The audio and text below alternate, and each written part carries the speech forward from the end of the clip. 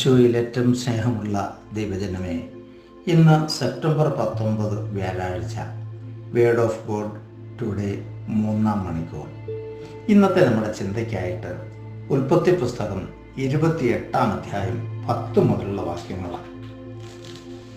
നമുക്ക് അതിലെ ചില വാക്യങ്ങളൊന്ന് ശ്രദ്ധിക്കാം. സൂര്യൻ അസ്തമിച്ചപ്പോൾ അവൻ വഴിക്ക് ഒരിടത്ത് തങ്ങുകയും രാത്രി അവിടെ ചെലവഴിക്കുകയും ചെയ്തു. ഒരു കല്ലെടുത്ത് തലയ്ക്ക് കീഴേ വെച്ച് അവൻ ഉറങ്ങാൻ കിടന്നു. അവന് ഒരു ദർശനമുണ്ടായി. ഭൂമിയിൽ ഉറപ്പിച്ചിരിക്കുന്ന ഒരു ഗോവേണി, അതിൻ്റെ അറ്റം ആകാശത്ത് മുട്ടിയിരിക്കുന്നു. ദൈവദൂതന്മാർ അതിലൂടെ കയറുകയും ഇറങ്ങുകയും ചെയ്തുകൊണ്ടിരുന്നു.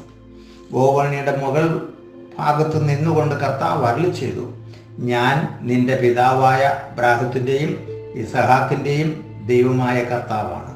നീ കിടന്നുറങ്ങുന്ന ഈ മണ്ണ് നിനക്കും നിന്റെ സന്തതികൾക്കും ഞാൻ നൽകും. നിന്റെ സന്തതികൾ ഭൂമിയിലെ പൂഴികൾ പോലെ എണ്ണമറ്റവയായിരിക്കും. കിഴക്കോട്ടും പടിഞ്ഞാട്ടും വടക്കോട്ടും തെക്കോട്ടും നിങ്ങൾ വ്യാപിക്കും.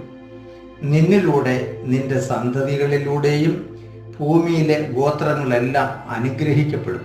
ഇതാ, ഞാൻ നിന്നോട് കൂടെയുണ്ട്. നീ പോകുന്നിടത്തെല്ലാം ഞാൻ നിന്നെ കാത്തുരക്ഷിക്കും. നിന്നെ ഈ നാട്ടിലേക്ക് തിരികെ കൊണ്ടുവരും. നിന്നോട് പറഞ്ഞതൊക്കെ നിറവേറ്റും വരെ ഞാൻ നിന്നെ കൈവിടുകയില്ല. പ്രിയമുള്ളവരെ, കർത്താവായ ദൈവം യാക്കോബിന് നൽകുന്ന ഉറപ്പാണ്. യാക്കോബ് കിടന്നുറങ്ങിയിടത്ത് നമ്മൾ കണ്ടു. അവൻ ഉറങ്ങിക്കിടന്നിടത്ത് ദൈവം പ്രത്യക്ഷപ്പെട്ട് അവന് കൊടുക്കുന്ന വാഗ്ദാനമാണ്.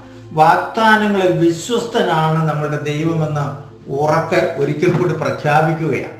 അവൻ ഉറങ്ങിക്കിടന്ന് അവൻ രാത്രിയിലെ ഭാരപ്പെട്ട് വീട്ടിൽ നിന്ന് ഓടി പോകുന്ന വഴിക്ക് ഭയന്ന് വിറച്ച് കിടക്കുന്ന അവൻ ആശ്വാസം കൊടുക്കാൻ അവിടെ ഇറങ്ങി ചൊല്ലുന്ന കർത്താവ് അവിടെ അവന് ദർശനത്തിൽ അവനോട് പറയുക, ഞാൻ നിന്റെ കൂടെയുണ്ട്, നീ ഒറ്റയ്ക്കല്ല, ഞാൻ നിന്റെ കൂടെയുണ്ട്, ഞാൻ നിന്നെ സഹായിക്കാൻ തയ്യാറാണ്. നീ പോകുന്നിടത്തെല്ലാം നിനക്ക് ഞാൻ താങ്ങും തണലുമായിരിക്കും എന്ന് പ്രഖ്യാപിക്കുകയാണ്. പ്രിയമുള്ളവരെ, ഇത് നമുക്ക് കൂടിയുള്ള പ്രഖ്യാപനമാണ്.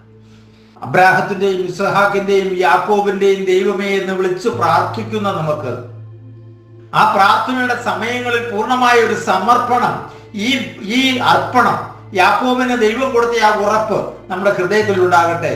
നിന്നെ ഞാൻ കൈവിടില്ല, നിന്നെ ഞാൻ കാത്തു സൂക്ഷിക്കും, നീ പോകുന്നിടത്തെല്ലാം നിന്റെ കൂടെ ഞാൻ ഉണ്ടായിരിക്കും എന്ന് പറഞ്ഞ ദൈവം നമ്മുടെ കൂടെയുണ്ട്. വിശുദ്ധ കുർബാന സ്വീകരിച്ചുകൊണ്ട് മുന്നോട്ട് പോകുന്ന നമുക്ക് എന്നും ഇതൊരു ഉറപ്പാണെന്നുള്ള ബോധ്യത്തോടു കൂടി നമുക്ക് കർത്താവിൽ ആശ്രയിക്കാം, ബലിയിൽ പൂർണ്ണമായി സമർപ്പിക്കാം.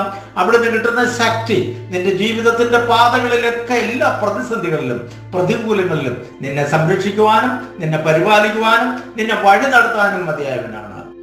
അതേ പ്രിയമുള്ളവരെ, വിളിച്ച ദൈവം വിശ്വസ്തനാണ്. അവൻ എന്നും നമ്മുടെ കൂടെയുണ്ട്. അവൻ നമ്മോട് തന്ന ഈ വാഗ്ദാനം പൂർത്തീകരിക്കാൻ വേണ്ടിയാണ് സ്വപുത്രനെ ഭൂമിയിലേക്ക് അയച്ച് ബലിയാക്കി അവൻ നമ്മളെ വീണ്ടെടുത്തത്. ആ ബലിയർപ്പണ വേദിയാണിത്. യഥാർത്ഥത്തിൽ ഈ സ്വർഗം തുറക്കുന്ന ഗോവേണി വിശുദ്ധ കുർബാനയാണ്. ആ വിശുദ്ധ കുർബാനയിൽ അവൻ നമുക്ക് വേണ്ടി അർപ്പിക്കപ്പെട്ട് നമ്മളെ വീണ്ടെടുത്തിരിക്കുകയാണ്. അവൻ വിശുദ്ധ കുർബാനയിലൂടെ നമ്മിലേക്ക് കടന്നു വരികയാണ്. നമ്മുടെ ജീവിതത്തിന്റെ എല്ലാ കഷ്ടതകളിലും വേദനകളിലും ഭാരങ്ങളിലും പ്രയാസങ്ങളിലും നീ തനിച്ചല്ല മകനെ, ഞാൻ നിന്റെ കൂടെയുണ്ട് എന്ന ഉത്തമ ബോധ്യം അവൻ നമുക്ക് നൽകുന്നുണ്ട്. ആ വിശ്വാസത്തിലും ബോധ്യത്തിലും നമുക്ക് നമ്മുടെ ജീവിതത്തെ നയിക്കാം. പിതാവിൻ്റെയും പുത്രൻ്റെയും പരിശുദ്ധാത്മാവിൻ്റെയും നാമത്തിൽ ആമേൻ.